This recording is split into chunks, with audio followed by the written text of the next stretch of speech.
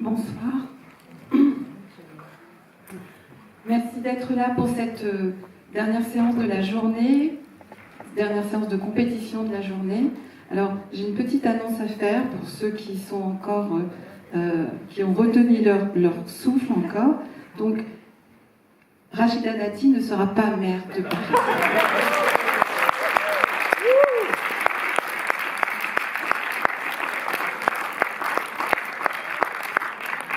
Il y a d'autres bonnes nouvelles, mais je vous les laisse regarder sur vos téléphones après les films. Alors, on va voir, c'est une séance avec un premier court-métrage qui est en fait un triptyque de 3 films courts, Rose moderne ou encore Pakanamu Prémonition, 3 formes courtes de Luigi Beltrame. Ce sont trois films qui sont rassemblés en un ensemble et qui peut-être, d'autant plus qu'ils sont ensemble, montrent comment on peut être en prise avec des forces magiques, non pas pour dévoiler ces forces magiques, ces films ne sont pas là pour les dévoiler, mais vraiment pour nous les faire éprouver, et chacun le fait à sa façon, mais les 3 ensemble le font d'une manière encore plus spectaculaire, je dirais. Ensuite, vous verrez le film Retour avant 15h, donc c'est un long métrage de Gaël Lépingle. Il y a quelque chose de Pérec, évidemment, dans le film, où le quotidien, dans son inquiétante et fragile répétition, et le banal d'une existence sans histoire devient complètement romanesque. Je vais demander à Luigi et à Gaël de me rejoindre pour présenter leur film.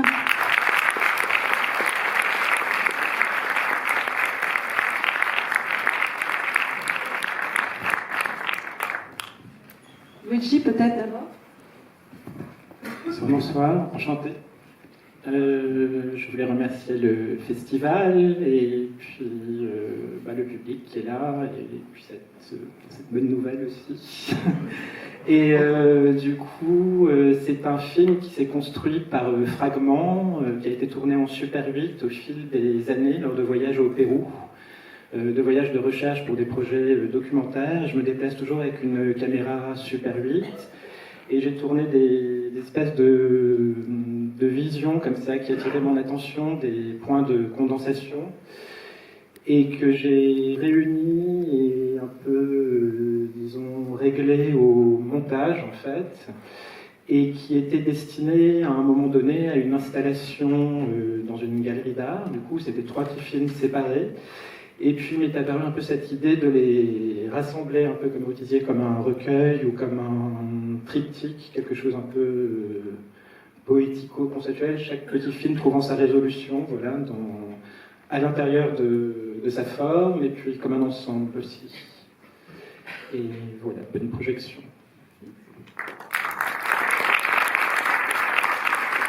Bonsoir. Pareil, en fait, déjà merci pour cette sélection, je suis très content. On est très content que le film puisse être projeté ici, c'est vraiment une chance. Et puis, juste déjà, merci aussi à l'équipe du film, puisque c'est la toute première projection, et qu'une partie est là.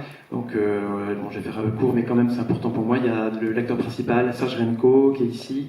Sans lui, je ne me serais peut-être pas lancé dans le film. Abel et Vadim Lochati aussi, que vous verrez à l'écran. Vincent Régnier qui a fait le son, Benoît Quinon qui a fait l'image, Gaël Jones qui était la poteuse du film, Michael Descheux qui a été assistant, et pas que, et Gaël Tescher qui, avec sa société La Traverse, distribuera le film en septembre. Voilà, donc merci à eux, c'est toujours une chose collective de faire un film. Voilà, et puis je crois qu'on pourra éventuellement en discuter brièvement à l'issue de la projection. Je vous souhaite une bonne projection. Et donc, effectivement, vous retrouverez Gaël avec Jérôme Momcilovic pour une discussion après le film. Bonne projection. Vous pouvez me rejoindre.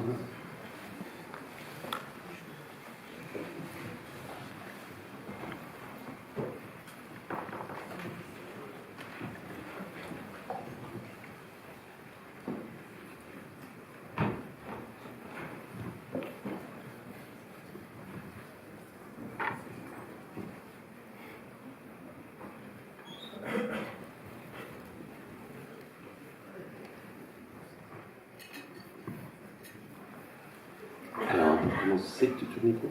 C'est bon, super. Alors, je ne vais pas trop monopoliser la parole parce que c'est une séance un peu tardive et je pense que les gens ont des questions à poser. Peut-être juste une ou deux questions très simples. Tout le film est construit autour de cette archive très particulière, très intime, une espèce de répertoire de vie quotidienne. Et voilà. Est-ce que tu peux nous parler peut-être simplement de ta découverte de ce matériau-là et je me demandais si le film était vraiment entièrement né de cette découverte ou si cette découverte tu l'avais faite sur le chemin d'une idée de film qui vraiment s'est resserrée autour de ça. Est-ce qu'il y avait une idée de film avant que tu te concentres vraiment sur ces notes quotidiennes? Non, absolument pas. Non, c'est vraiment la découverte puisqu'en fait on n'était pas au courant qu'ils faisaient ça, donc c'était une surprise, c'était aussi une certaine émotion parce que c'est toutes nos vies en fait. C'est mon frère et ma sœur qui les ont découverts d'abord et puis qui m'ont dit regarde ce truc. Et donc c'était effectivement une espèce de truc assez vertigineux quoi. Parce que c'était là, j'ai juste en fait pris juste ce qui concerne la maison, on va dire quoi, et les promenades quoi. Le volume, c'est assez, on peut pas, on les appelle en entier, c'est pas possible. C'était un seul document en soi. Non, c'est plein de documents Word avec chacun, voilà, son thème et quand les thèmes se croisent, et ben ils sont deux fois dans chacun des documents. C'est pour ça que j'ai commencé avec les mathématiques parce que voilà, il y a un truc de réseau comme ça qui voilà. Mais non, c'est vraiment né de là et de l'envie ou du besoin, il y a plutôt que de l'envie, du besoin de le transformer, quoi. Et il se trouve aussi, il y a quand même un truc assez concomitant, c'est que on tournait la fin des Garçons de province quand mon père est mort, donc avec Serge Renko. Donc il y avait un truc qui était un peu associé pour moi. Enfin voilà, il y a ce tournage.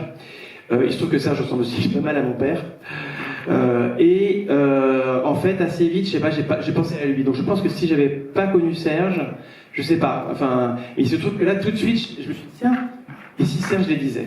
D'une certaine manière, ce document a tout de suite été digéré, pardon, le mot n'est pas très élégant, mais par le dispositif du film finalement, qui est dans la lignée de ce qu'on peut voir dans tes précédents films aussi. Peut-être, en tout cas, voilà, c'était très vite, voilà, la découverte, Serge, et je me suis dit, bon, voilà, puis même si on fait ça juste tous les deux dans mon jardin, au départ, voilà, c'était pas forcément un film, évidemment, tel que c'est comme ça, mais en tout cas, l'idée de transformer ça, tout de suite, c'est venu. Vous avez essayé différentes choses, avec lui, avec Serge, avec toute l'équipe comme ça, vous avez au moins réglé un petit peu l'interprétation, parce que c'est une interprétation quand même de ce qui est presque un script. Hein. Alors, donc, il y avait déjà une première interprétation dans la mesure où, dans le choix, quand même, que j'ai fait des textes, parce que bon, il y a des choses qui sont quand même très très rebutantes. Là, j'ai quand même essayé de prendre au moins des situations à minima, quand même. Même si je savais qu'il y en avait qui étaient plus difficiles que d'autres. La terrasse, c'est un peu laborieux, mais j'aimais bien aussi. Il faut faire l'épreuve aussi de ce truc-là. Des trucs qui sont plus rigolos comme les noix. Enfin, quoique les noix, c'est nous qui l'avons trouvé, parce que c'était, en fait, il parle de chauffe-eau. Voilà, c'est ça. Donc c'était ça. C'est de se dire, est-ce qu'on associe toujours le geste dont il est question dans le texte, ou est-ce qu'on en trouve un autre aussi. Voilà, c'est ça. Donc vous savez, bon, la tondeuse à gazon, par exemple, bon, bah là, très clairement, on redit la même chose. Donc on est dans l'illustration, mais je trouve ça bien aussi de le faire. Et puis d'autres fois, on s'amusait effectivement toute la scène où il décortique les noix, où il parle de chauffe-eau, et où il y a son épouse en plus qui le regarde et qui le surprend, etc.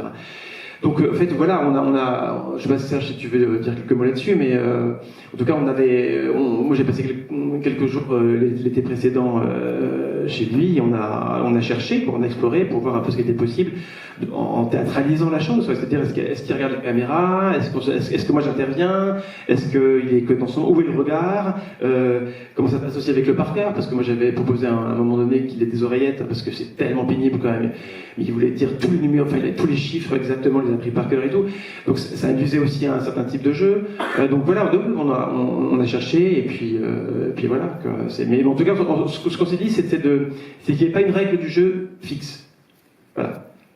Et tu parlais de la terrasse par exemple tout à l'heure, il y a une notion de décor quand même, puis de décor au sens du théâtre aussi. Mais ça, là aussi, quand on connaît un peu tes films précédents, il y a quelque chose qui n'est pas totalement nouveau, je veux dire, c'était déjà une scène en quelque sorte. Est-ce que toi, quand tu commences à travailler sur ce tournage-là, avec ce sujet très intime, tu te sens quand même sur une scène qui t'appartient déjà en tant que cinéaste. Oui, non, bien sûr. Non, je pense que si ça a été aussi vite, c'est aussi que ça me... Enfin, la question de l'isolement, déjà, voilà, dans les questions de province, il y a cette question déjà de comment je fais quand je suis dans un endroit où je suis tout seul, où j'ai pas d'autres alliés, amis, etc. Alors je m'en sors par l'imaginaire, etc. Enfin, donc il y avait beaucoup cette question dans C'est les pirates aussi. Et donc oui, je me suis senti tout de suite en terrain connu, cette question comme ça d'une espèce de géographie intime où il y a quelqu'un qui s'appelle mon père et qui est dans sa maison, qui quitte quasiment jamais, il va au bout de la rue pour faire les courses, il y a Auchan, puis il revient, et il y a le port de Loire qui est juste à côté. Et voilà, hop, et on a tout enveloppé quasiment les 15 dernières années de sa vie, de sa retraite, quoi. Donc oui, je me sentais un terrain très connu par rapport à des choses que j'avais pu explorer précédemment sur la question de rapport entre un individu et son territoire, quoi. Et à partir de cet ancrage très concret, à partir de ce matériau vraiment infraordinaire, le film part quand même très très loin dans l'imaginaire. En tout cas, prend cette voie assez... Voilà. Et à quel moment est-ce que cette voie, tu as décidé de la prendre, ce pas vraiment fantastique que franchit le film? Est-ce qu'il était naturel, je veux dire, ou est-ce qu'à un moment tu dis c'est comme ça que le film doit se conclure? Non, là pour le coup il y a comme un truc progressif, c'est que je me souviens que quand même la lecture aussi de la pièce de Jon Fosse a été importante, où je me suis dit tiens, qu'il fallait quand même en sortir de ces textes quand même. Et à un moment donné, on peut pas... Donc le texte de Jon Fosse, je me suis dit tiens, ça peut être un moment de bascule, ça peut être une manière comme ça de sortir de là. Donc ça, c'était une étape importante. Puis après, voilà, les choses elles se trouvent aussi très naturellement dans le processus. Après, voilà, le chevalier, etc., jusqu'à Gilgamesh. Mais ça, c'est... je pense que le déclic, c'est vraiment le texte de Jon Fosse, je pense. Mais je pensais même formellement, en fait. Le moment au bord de l'eau, pour le coup, tu passes un peu le pont, quoi. Ah oui, oui. Voilà. Un geste... Non, mais là, oui. Non, mais là, effectivement, sur les 20 dernières minutes, il y a autre chose qui est lié, je m'en suis peut-être pas rendu compte tout de suite, mais qui est lié au fait que quand même mon père est mort pendant le Covid, donc on l'a quasiment pas vu, et que j'avais aussi envie de réinventer quand même sa mort, de la redonner dans en plus un décor, là pour le coup qui n'est pas celui de la réalité, c'était pas une chambre d'hôpital, mais une espèce d'arène comme ça, presque un peu opératique avec la musique de Shostakovich. Donc là, effectivement, il y a un truc, mais c'est compliqué un film comme ça parce que ça passe pas que par des décisions conscientes et artistiques, etc. Donc voilà, il se trouve que moi, j'ai aussi une scène d'opéra, il y a un truc un peu naturel aussi de me dire, allez hop, on franchit le pont, comme tu dis. Est-il des questions en public? On n'a pas de micro, allez-y.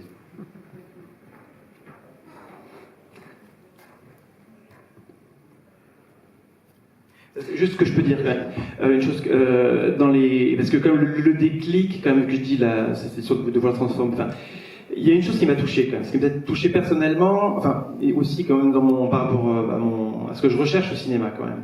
C'est la question du quotidien et d'une forme de courage du quotidien. Voilà. Et ça, je me suis dit tout de suite aussi, parce que là, on a parlé du décor, mais c'est pas que ça quand même. C'est aussi simplement une journée, faire sa journée, tenir le coup. Se lever, faire des choses qui sont, qu'on n'a pas forcément envie de faire, puis bon, qui sont quotidiennes, qui se répètent aussi. Comment on tient le coup comme ça, jour après jour. Journée épique, quoi. Pardon? Chaque journée un peu épique. Et absolument, c'est ça. Ça, c'est un truc vraiment dans celui des pirates. En tout cas, c'est vraiment un truc que j'avais énormément poursuivi, quoi, à travers le personnage principal. Et là, en lisant le texte de mon père, j'ai retrouvé ça. Ce truc comme ça qui me touche, c'est vraiment se faire son café. Je parle très souvent, c'est un exemple pour moi très très important, de la scène de la Dom Bertaudet où la petite employée fait son café le matin et ces gestes comme ça très très simples et en même temps qu'il arrive à décomposer, ça prend un temps fou, la scène devient complètement épique pour le coup, alors que c'est juste, en plus un personnage secondaire qui vient faire le café, c'est tout quoi. Et pour moi, il y a toute l'essence du cinéma, il y a sa plénitude, la scène est sublime, elle finit presque par être complètement lyrique. Alors que voilà, elle se fait du café. Et c'est ça qui est très beau dans le texte lui-même d'ailleurs, et puis dans ce qu'on fait le film, c'est que finalement c'est un texte qui est personnel au sens de la manie quand même, et de quelque chose qui est replié sur son quotidien. Et à la fois c'est une description d'un moment, d'un lieu, il y a tout un monde qui est emporté dans ces textes-là finalement. Oui, et c'est un monde dans lequel, fait que moi, je reconnaissais quand même beaucoup cette espèce d'angoisse. Quand même de la vie matérielle, quand même, c'est une lutte quand même. Hein. Il y a un truc, c'est ça que je sens comme c'est la forme d'inévidence des choses quand même. Sinon, elle ne serait pas notée. Si c'était tellement facile de réparer la tondeuse, il n'y aurait pas d'écriture. Donc là, c'est que il faut quand même demander l'aide du voisin. Puis moi, j'avais la carrière de Philippe Girard quand il arrive en tant qu'élagueur, il fait peur, quoi. Et pour moi, je sentais quelque chose comme ça, quoi, d'une forme pas d'agressivité, mais d'anxiété, enfin oui, je sais pas, d'oppression des choses, quoi, on va dire, quoi, comme ça. Oui. Merci beaucoup, Gaël, pour ce film magnifique. Moi, j'avais une question sur un truc, juste, pas la question à la remarque, mais sur un truc que j'aime beaucoup, c'est le fait que le film est très très différent tout le temps. Enfin, il n'est jamais sur un seul ton, il prend les choses, enfin, on passe dans différents registres, du comique voilà, il y a aussi une dimension burlesque, hein, quand même, en tout cas, voilà, un peu détournée, mais quand même présente. Non, ma question porte sur le choix d'un personnage de l'autre, puisque tu parlais de Philippe Girard. Voilà, d'où est venue cette idée de prendre l'un et l'autre, quoi. Et évidemment, bon, il y a le moment de travestissement qui est très amusant, enfin, et en même temps plein de sens, enfin, voilà. Donc je me posais cette question de la dualité, puisqu'en fait elle est affichée dans le générique, et en même temps le personnage de ton père croise plein de gens qui ne sont pas que l'autre. Donc voilà, quel est un peu, je sais pas si c'est... Voilà. Oui, alors en fait c'est venu des textes, c'est-à-dire que parce qu'il y en a des autres, il y a sa collègue, enfin des vrais autres, il y a sa collègue, il y a la vraie voisine à un moment donné. Enfin, il y a la mère, il y a les habitants aussi du lotissement de l'équipage, donc il y a des vrais gens, des scènes documentaires, vraiment, voilà.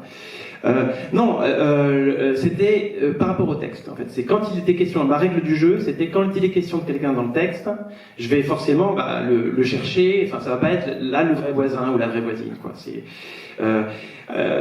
parce qu'il y a la mise en scène, il y a du théâtre, donc et puis bon, assez vite aussi, là je me suis dit il faut que ce soit une seule personne. Enfin, je n'ai pas dit au départ c'est-à-dire ce serait une femme ou un homme, mais je me suis dit on va pas là pour le coup on va vraiment tomber dans l'illustratif tout le temps. Donc il faut vraiment théâtraliser ça et que ce soit symbolisé dans une seule figure, voilà. Et puis bon, comme c'est quand même, à part le personnage de l'épouse, quasiment que des hommes, hein, le facteur, l'ouvrier, les lagueurs, etc. Bon, en plus il y avait l'histoire du chevalier, je me suis dit bon, on va prendre Girard. Et puis bon, après voilà, sur la question du travestissement, je sais pas, moi ça me semblait presque, c'était pour moi assez, je sais pas comment dire, évocateur, quoi, enfin, un peu transgressif, d'imaginer comme ça, voilà, un couple homosexuel dans cette maison où il n'y avait pas eu, mais sous couvert de du jeu de rôle, quoi, de se dire, voilà, de toute façon, on va pas en chercher un autre, on a Philippe Girard, on le garde jusqu'au bout.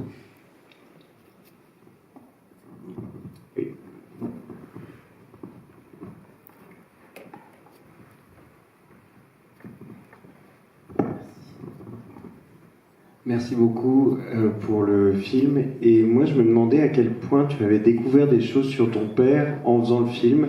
Je pense par exemple au jardin. Est-ce que, par exemple, tous les arbres qu'il y avait étaient au même endroit, ou est-ce qu'il y a des essences de plantes, par exemple, ces connaissances que tu as dû, toi, connaître aussi. Enfin, est-ce que tu as dû marcher quelque part avec lui et donc connaître des choses qu'il connaissait, voilà. Alors, c'est très marrant, ça, cette question, parce qu'en fait, moi, quand j'ai pris le texte, je l'ai tellement très vite pris comme un texte de théâtre que je me suis pas trop soucié, en fait, finalement, de certains détails, quoi. Genre effectivement, le nom des arbres, la façon dont est foutue la terrasse, etc. Pour moi, ça restait du domaine, quand même, de son domaine à lui, qui est un domaine où je vais pas trop, quoi. C'est le domaine aussi des mathématiques, c'est un endroit où je me dis, je comprends rien, quoi. Donc, voilà. Donc, et Serge, en revanche, lui qui est quand même imbattable sur, outre ses qualités d'acteur, sur tout ce qui est très très concret dans une maison, c'est lui en fait qui m'a fait l'explication de texte. qui me dit « Ah, mais t'as pas compris là, mais regarde, même la tondeuse. Au début, je voulais prendre une tondeuse, je sais plus, c'était pas la bonne, c'était une tondeuse à essence, et pas, enfin, ou non, enfin, électrique et pas à essence, etc. Et c'est lui, en fait, qui m'a dit « Mais regarde là, et puis les arbres, etc. etc. » Donc, voilà, une première fois comme ça, quand on s'est vu chez lui, puis après, quand t'es venu à la maison, tu m'as vraiment fait le tour, en fait, de la maison, et j'ai redécouvert les choses, effectivement, par l'interprétation, et l'analyse très, très, très scrupuleuse qu'en faisait Serge. Tu veux dire quelque chose, Serge, d'ailleurs? Peut-être ton quota? Parce que là, à force de faire parler.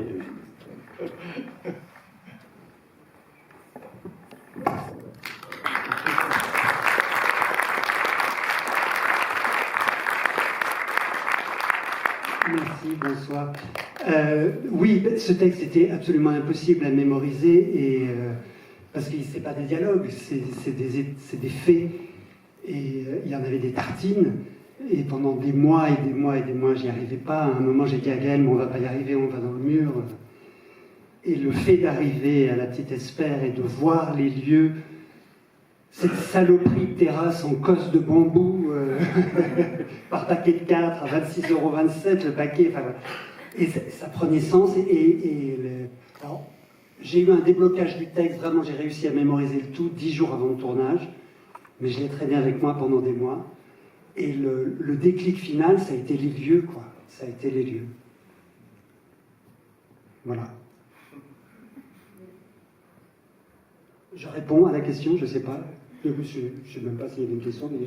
Non, mais effectivement, là, tu parles beaucoup de la question de la réappropriation du texte. Tu me disais que, c'était un truc pour toi très important, de ne pas toucher une ligne, de ne pas tomber dans un numéro, et aussi de tout comprendre. Et effectivement, c'est pour ça que par rapport à la question de Théo, il y a plein de choses où je me suis rendu compte de ce que disait le texte parce que tu m'as vraiment analysé les choses. Quoi. Oui, quand il fait nettoyer la façade est, côté nord, alors bon, c'est la façade, c'est même pas ça d'ailleurs, c'est à chaque fois il y a 2 points cardinaux.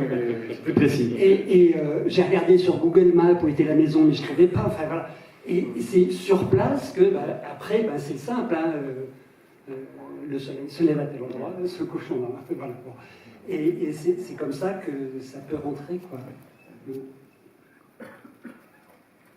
Apparaître le personnage, c'est ça qui est assez fascinant finalement quand vous en parlez comme sur le jeu, c'est que il faut voir à travers ses yeux les murs dont il était question dans ces textes complètement abscons pour en retour pouvoir le faire exister lui dans le film. Quoi. Oui. Ben, c'est pas possible autrement.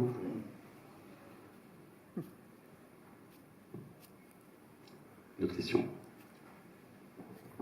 Une précision? Une question.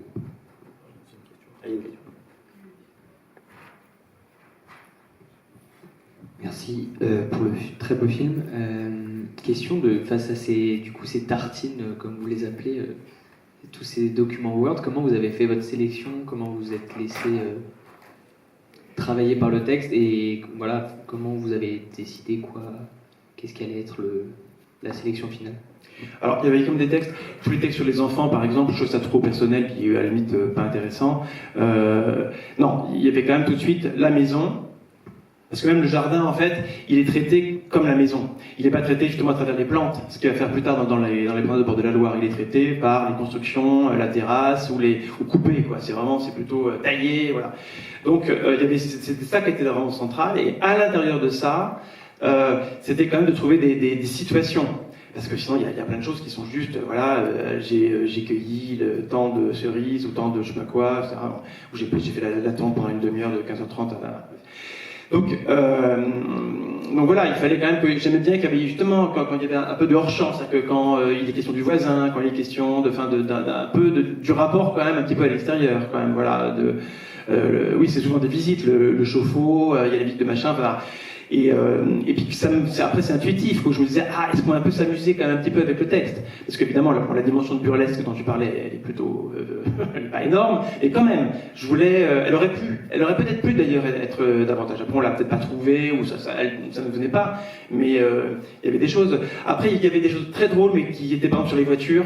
Et les voitures, je me disais, ça va pas, c'est pas dans, les voitures, c'est partir. Alors je voulais vraiment rester quand même dans une forme de circularité, quoi, d'enfermement. Mais oui, il y a quasiment rien qu'on a qu'on a coupé. Ici, il y avait l'histoire des souris, oui, parce que c'est ça, voilà. Enfin, voilà, parce qu'il y avait tout un truc avec, où il met des pièges de la souris dans la maison. Donc il y avait le feuilleton des différents pièges à souris, des trucs Il comme met ça. des pièges, il attrape les souris, il ne les tue pas, il les remet dans le jardin. Donc elle rentre dans le garage et lui bouffe ses légumes. Et bon, voilà. Voilà, des choses comme ça. Ça a sauté, mais voilà. En tout cas, la logique pour moi, c'était quand même d'abord une logique de situation, on va dire.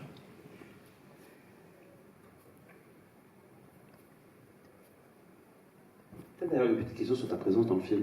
Parce que c'est... Oui. Surtout que le film commence avec toi, je veux dire, tu es le fils dans le film. Est-ce que ça a été évident pour toi que tu devais apparaître ou... Bah, moi je déteste ça, mais par contre c'était évident qu'il fallait le faire. Voilà, c'est tout. C'est que voilà, c'était une fois au début, une fois à la fin. Je voyais pas comment je pouvais m'en passer. J'aurais trouvé ça un peu précieux, quoi. Enfin, il fallait le faire. Donc ça, c'est terrible. Mais bon, non, même pour plein de, enfin, ne serait-ce que pour pas un mot, et quel est ce Gilgamesh avec sa toge, etc. Bon, voilà, il fallait absolument qu'on le comprenne tout de suite, sans l'ombre d'un doute. Donc ça voulait dire qu'il fallait. Et puis comme il y avait comme cette histoire de mathématiques qui me taraudait un peu quand même, qui est une porte quand même pour moi, parce que sinon ça fait quand même, ça peut quand même aussi produire comme l'effet d'une forme de folie, parce que c'est un peu, mais pour moi quand même les maths est une forme d'explication ou de contexte, en tout cas, qui est important à poser. Donc je me suis dit bon ben voilà, allons-y avec les maths. Question ici.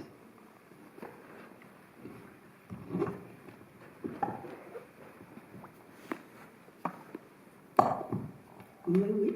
Pour revenir au texte, il y a les situations, mais petit à petit aussi, il y a la maladie quand même qui vient beaucoup corrompre le quotidien en fait, et qui vient corrompre aussi un peu le film, quoi, enfin, qui rentre comme ça. Donc ça, c'est assez c'est aussi la façon dont ça rentre. Oui, absolument, bien sûr. C'est juste que les textes qui ont trait à la maladie, c'est moi qui les dis. C'était ça quand même la différence, tu vois. C'est que vraiment, tout ce dont on parle jusqu'ici, c'est la théâtralisation, donc c'est avec Serge. Et moi, à un moment donné où je commence à dire les textes en off, là, d'abord c'est sur les yeux, ensuite après c'est sur les visites médicales, etc. Et là, c'est moi qui parle. C'est ça la bascule, en fait.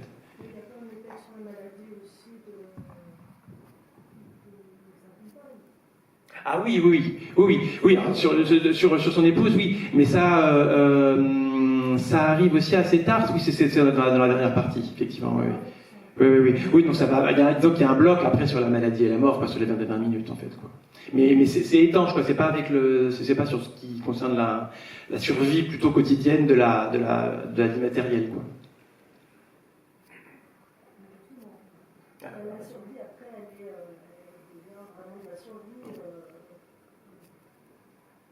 c'est le sens de l'acte du terme, quoi. Ouais, oui.